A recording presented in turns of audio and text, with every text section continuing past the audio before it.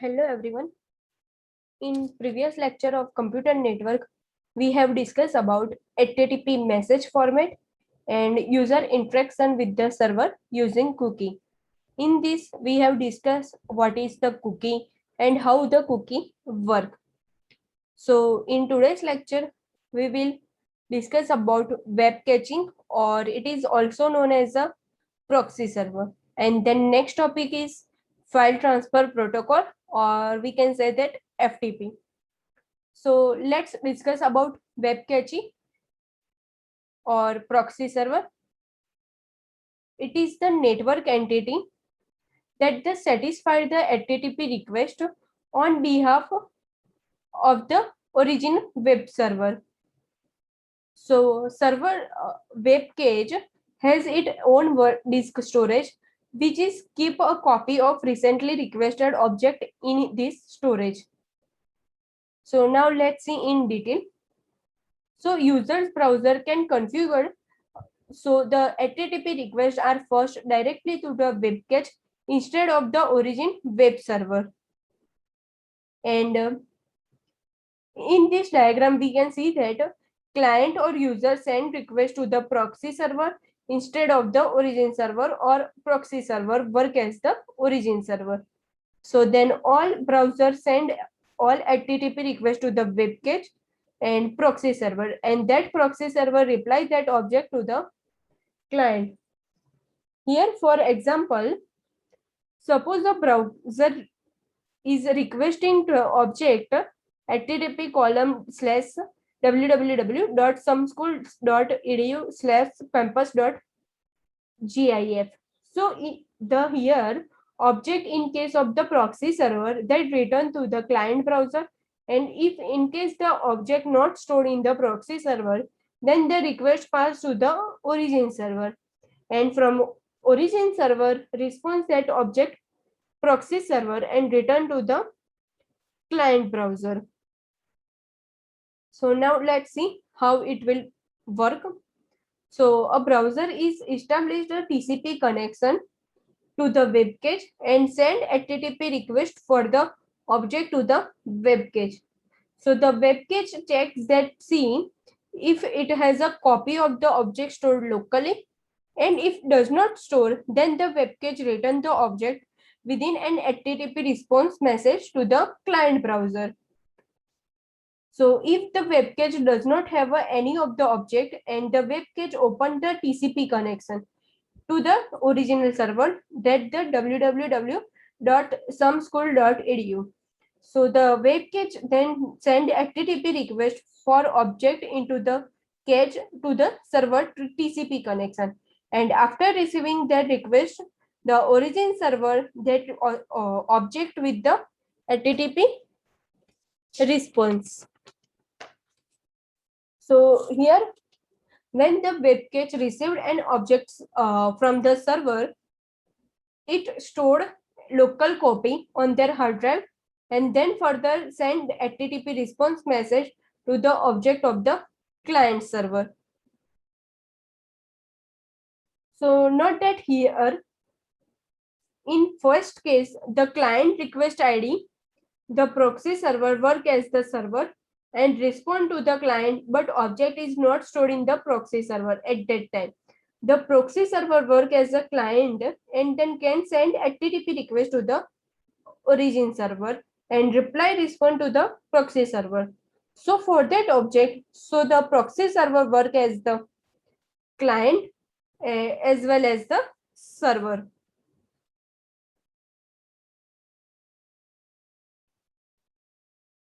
So when it receives the request from the send response to the browser, it is the server, and when it send request, it receives a response from a origin server. It is known as the client. So now here we can see that second client also want to the required same object, then they can request to the HTTP request to the proxy server to the same object that are stored locally over here. So it is this request cannot go through the origin server, instead of that is reply from the proxy server of the same object to the client. Here we can see that in a web cache or proxy server. So web caching is generally needed to reduce the response time for a client request. Now next topic is FTP, or we can say that file transfer protocol. So as the name suggests, it is the transferring file between the two hosts. So in the typical FTP session, user sitting in the front of host and we want to transfer local file to remote machine. So they need to transfer a file from the local host machine to remote host and vice versa. For that, user need user authentication and password. And after the providing it, the user authentication and password, the accessing remote system and to transfer will be possible. Then the user can send local file from that local machine. So to the remote system, or we can say remote machine. So in FTP protocol, it is the application layer protocol and it is commonly used for the exchanging the files over the network and internet. Let's see here example. First, if user or FTP client want to send a file, and so we can say it is the upload file to the FTP server, and when user want to download that file from the FTP server, we can see it is download here, or we can say that downloading and uploading. So these are the examples of the FTP protocol application like the FireZilla and Fire FTP. Now next is FTP use the TCP IP protocol of the internet layer, which is enable the data to transfer.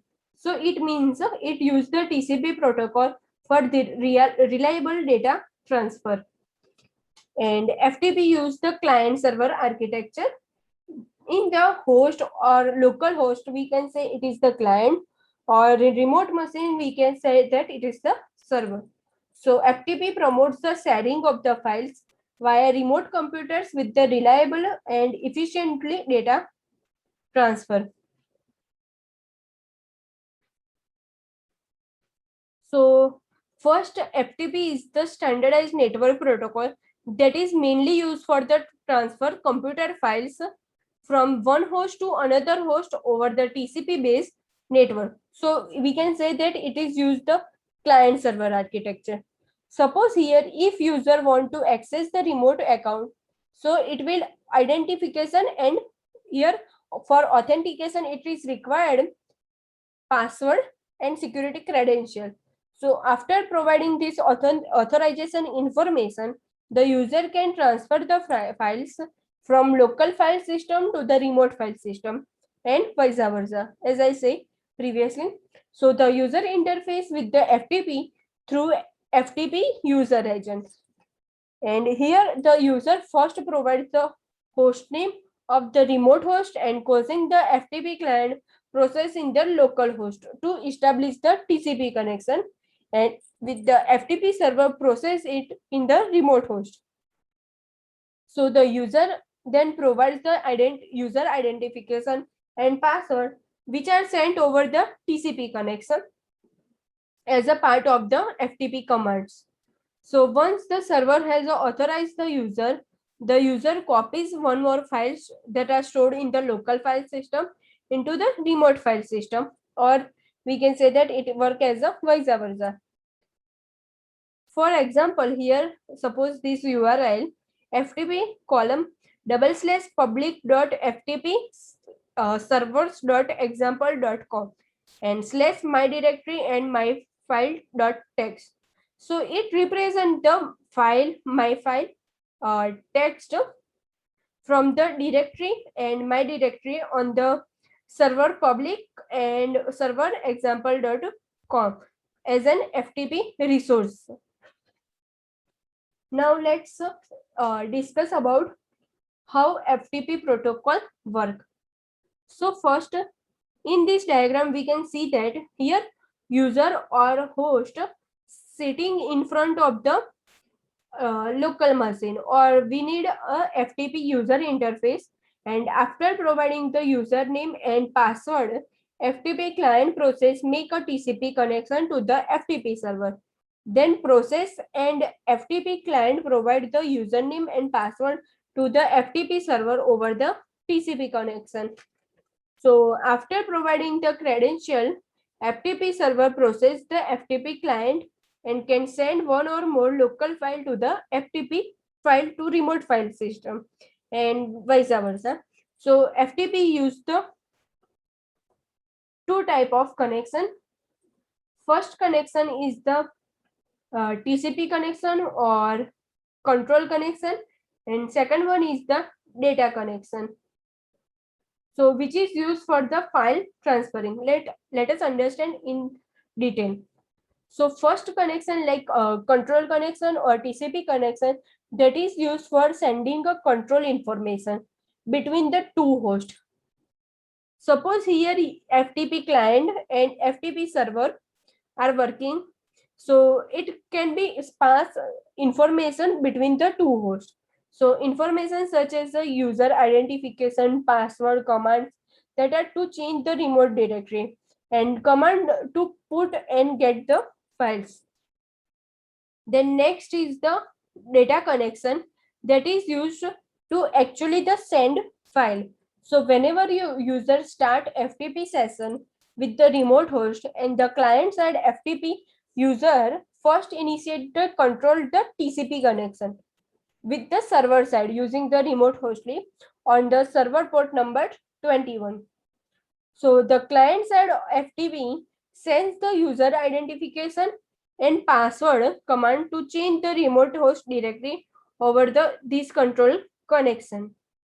So from when the server side it receives the command for a file transfer over the control connection either to or from the remote host, and the server side initiate the TCP connection to the client side. So FTP send exactly one file over data connection and then close the data connection. So it will sending exactly one file overall data connection, and after sending it, it will close the connection. So if in during this same session, the user want to transfer another file or FTP opens another data connection, so at that time with FTP, the control connection remain open throughput during duration of the user session, but a new data connection is created for each file that is transferred with the session. Okay, thank you.